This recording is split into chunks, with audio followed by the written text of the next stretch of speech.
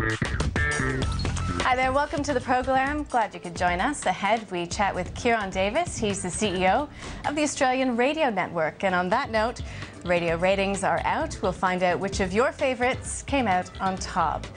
But first, the big news of the week, an independent inquiry into the nation's print and online media has been ordered by the federal government.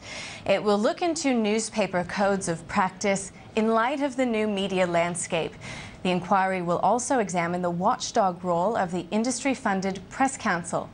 The opposition has dismissed the media inquiry as pointless, wasteful and narrow-minded, saying that it's been done to intimidate journalists and appease the Green. But the inquiry will not examine media ownership or alleged bias in the media, so it's not exactly what the Greens were after either.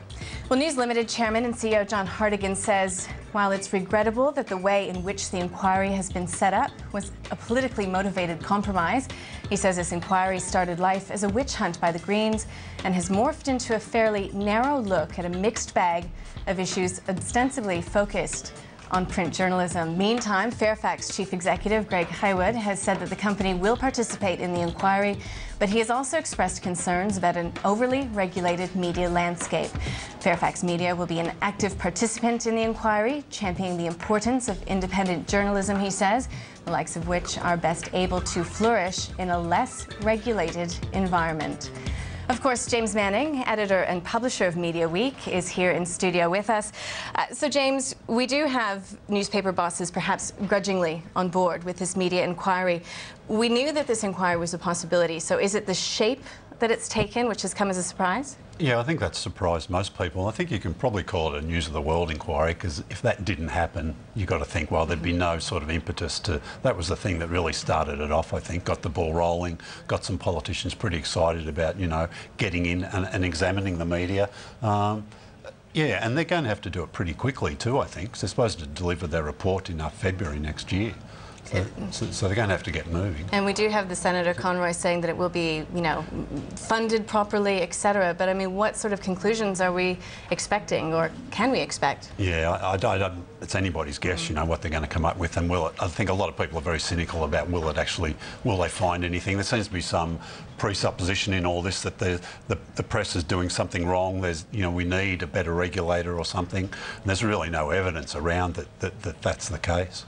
And again, the Press Club and its role is coming under, you know, scrutiny and focus. I mean, what are they calling for? Have we heard from, you know, it's industry funded so far. Are we looking for government funding? Will it become a government body? Yeah, you've got to think that. I don't think that'll happen. I mean, because there's a government body to look after the broadcast, and as a few people have said, look, that's because the airwaves are public and people licensed to get, you know, to broadcast radio, television. But there's no sort of, I mean, there's a cost barrier to starting up a newspaper, but if you can start up a newspaper online, you don't need any regulation, you don't need to be licensed. You know, it's just a straightforward commercial operation. The Press Council is sort of funded by the industry, seems to do a pretty good job. There's nobody sort of claiming there's things the Press Council isn't doing. So, you know, there's stuff about a toothless tiger, it's just hard to believe.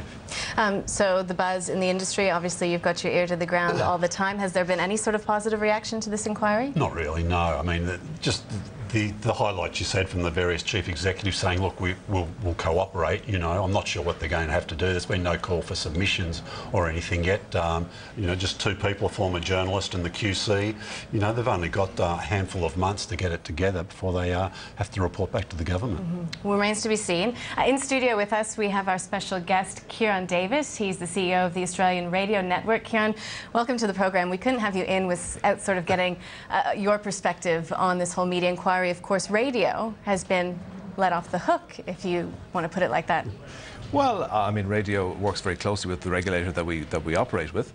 Obviously, we'd like as much self-control and regulation as possible, but where that's not possible, we work very closely, and we've got 2 inquiries with them that we're working closely with them on. Do you think that it's a failure, perhaps, of the media inquiry that its scope doesn't encompass, you know, say, ownership, for example? Who knows where the whole inquiry could go, and it's very early to tell on that front. But in terms of what we do from a radio perspective, working with the CRA and ACMA, our regulatory body, you know, we're very committed to working with the authorities to do what's best for the broadcast industry. All right, well, let's talk radio then, because we do have the Survey 6 radio... The results came out this week. Yeah, let's bring them up, actually, and you can sort of talk us through them, Each James. market, for sure. It was a pretty good one for the Austereo, Southern Cross Austereo's Triple M stations along the East Coast. It's yet to break into that top 5, but you can see there 2GB and Today FM still at the top. WSFM, one of your stations, Kieran, doing nicely there. Yep. It's trending very well over the year, and over the year we actually have more people tuning into us than we had this time last year, which is very popular. Yeah. Now, we just shot past Brisbane there. But you've got #1 station still in Brisbane, I think, haven't you? Yeah, 97.3 is still #1, which is very pleasing. I think there were many who thought that we couldn't hold it, and we have. We've invested a lot in marketing up there in this survey as well. Sure. And the guys have been on air for 4 years. We have a great breakfast show up there as well. They're #1. And what we're seeing is that the work we're putting into the music, the breakfast show and the marketing is really coming through. Yeah. We're determined to hold that #1 position. And those mixed stations, you've been doing some hard work on those. That, not quite up there as much as you'd like, I guess, in Melbourne and Sydney, but they're going in the right direction. Going in the right direction. We spent an awful lot of money, invested nearly $7 million in marketing this year, which ARN hadn't done in the past. Listenership and mix in Sydney is up 20% on this time last year, admittedly off a low base. But we believe we've positioned the station in the right place where it should be in the market, focused on that 25 to 44 female market. And with the new breakfast show to be announced next week, we're very, very optimistic about what mix can do in Sydney. In Melbourne, we have the highest breakfast show ratings that we've had for Bridge and Nemo in that morning show. And again, the QM is up and the number of people listening to the station is up year on year. So we're making very good progress. Yeah, just quickly on those markets too, Adelaide is probably your star performer, if you like. Yep. Mix over there, #1 overall again, knocked off 5AA in this survey. Yep. Each market's a special case, I guess, but do you take many learnings back from there and look at it where you can put them around the network? Sometimes we make radio a bit complicated, but it's about finding the right brand with the right music, with the right positioning for the target audience, and producing great content via mostly our breakfast shows and drive shows particularly, to deliver that. We actually believe there's more growth in that station in mix in Adelaide. Really? And obviously with Cruise there as well, we've got a really good strong position in the 25-54 age bracket that we want to have in every market. So we're #1 25-54 in Adelaide. And our goal over the longer term is to be #1 25-54 in every market. It's bad news for your competitors in Adelaide if you think you could still grow a bit. You haven't made sort of really big changes to breakfast, perhaps like some of your competitors have. So, is this because it's a risky endeavour, changing a breakfast formula? Well, it is the linchpin of what we do throughout the whole day. It's obviously got the highest audience, but you're right, we haven't made many changes. In fact, today, Jonesy and Amanda, we've re-signed them for 3 years, so they'll be with us now. That'll make it 10 years that they've been on the station. They've been traditionally the #2 station breakfast-wise in Sydney from an FM perspective in 5 of the 6 surveys this year, so we're delighted that talent like that is staying with ARN. You're right, in Melbourne we haven't changed breakfast shows. Grubby and Dealey have been with us for a very long time, and the same in Brisbane and Adelaide. They've been 4+ years with the station. So audiences get to understand and get to know our presenters, they engage with them, and they interact with their lives, and I think that's very important. And I guess if the ratings are going in the right direction, if it ain't broke, don't fix it. Yeah, but I think what we've also got to understand is that it takes a long time to build a breakfast show, and when you change breakfast shows, as some of the competitors have done, that's that can be risky as well. Sometimes audiences just don't fit with it. So there is the bit of model of if it ain't fixed, if it ain't broken, don't fix it. But at the end of the day, I think it's very important that audiences actually come to know our presenters and really understand and resonate with them.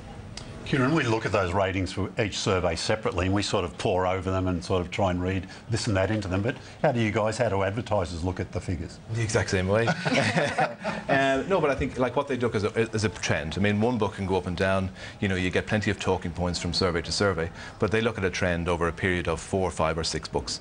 They also want to see that we're investing in the brands that we do and that we're actually producing content that the advertisers want, but more important that our audiences want. So for instance, what we've done on the Mix Network this year is that we've just launched a 3 p.m. pickup show with Channel 10 Circle presenters Yumi Steins and Chrissy Swan. That's actually really targeted programming for us because the Mix Network is a 25-44 female-focused network, and here are 2 presenters that actually our core demographic love, and we're producing content that really resonates with them and is a new day part for us. What about that? I mean, there's things like share. We look at share, but there's also time spent listening. There's cum audience. You can sort of baffle people with figures almost. Yeah, you can, and my board would say the same. But in total, as I said earlier on, our goal is to be number one, 25-54. What we look at is to see are people who are tuning into our stations increasing, which it is on every one of our stations this year, and then what have we got to do to make them listen longer? So introducing things like 3 p.m. pickup, new drive shows, breakfast benchmarks, that actually gets people listening longer. How strong has the advertising radio market been this year? I mean, are there any sort of specific differences or significant differences between different markets? No doubt it's softening, but there still is money to be spent there, and it's taking media owners longer to get that money across the line. But what's happening is that radio is a very robust medium in that it doesn't experience the double-digit growth or declines when a market goes up or down. It's been very steady. This year it's up about 3.5%. But in really soft, tough markets, advertisers know radio. They understand it delivers for their objectives, and they really stick by it. So in 2009, when there was a particularly bad year, radio was only down 3%, where others were experiencing double-digit declines. We hear a lot about the impact of and the growth of digital radio. We hear 500,000 handsets. Yep. A lot of people listening. You're out there on the front line. Is it you generating a bit of revenue? What's ARN doing? Well, we've just recently launched 2 digital stations, Mix 80s and Chemist Warehouse Mix 90s, sponsored by Chemist Warehouse. So it's the first in Australia in terms of a commercial arrangement on digital radio. They launched on the 1st of September. We're very pleased with the association with Chemist Warehouse, and it works for them as well because it's true in-store listening, and it's a commercial arrangement between the two of us. So it's working very well, and we have a number of initiatives that we'll be launching again next year. So, it's a slow and steady progress with digital radio. There's over 1 million people, nearly 1 million people listening now. 7% of listening is done via digital sets. So it'll take time, but it's worth investing in. Right. Kieran, we've run out of time. Thank you so much for coming in. We do appreciate your time.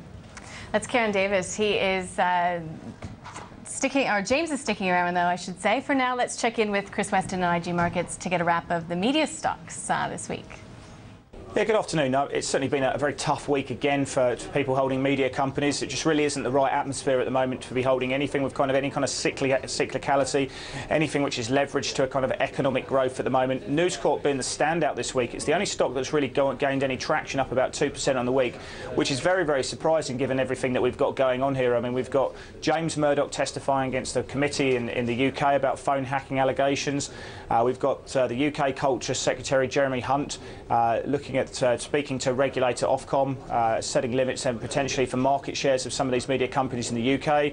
We've got a similar media inquiry which came out Wednesday yesterday, potentially setting limits here, and we should hear more about that on February the 28th. We did hear Mr. Stephen Conroy coming out yesterday saying there was no witch hunt against News Limited. News Limited, on the other side, came out about 3 or 4 hours later, suggesting that they do see this as a witch hunt by the Green Party and actually see this politically motivated, but said they would fully comply. Now, actually looking at the share prices of these companies, no real reaction as such. I don't think you can really blame the media inquiry on why we saw the stocks falling. If you actually look at News Corp, which holds about 70% of the country's newspapers, no real reaction at all in the share price there. It did drop away, but then so did the overall market. We really saw it coming off quite significantly. Fairfax dropped from around 80.5 cents at 1 o'clock to close at 77 cents. That was a drop about 4%. Then we saw 10 Network really drop out of bed. I think this was the big story. It dropped from about 86.5 cents down to about 81, so it's about a 6% drop.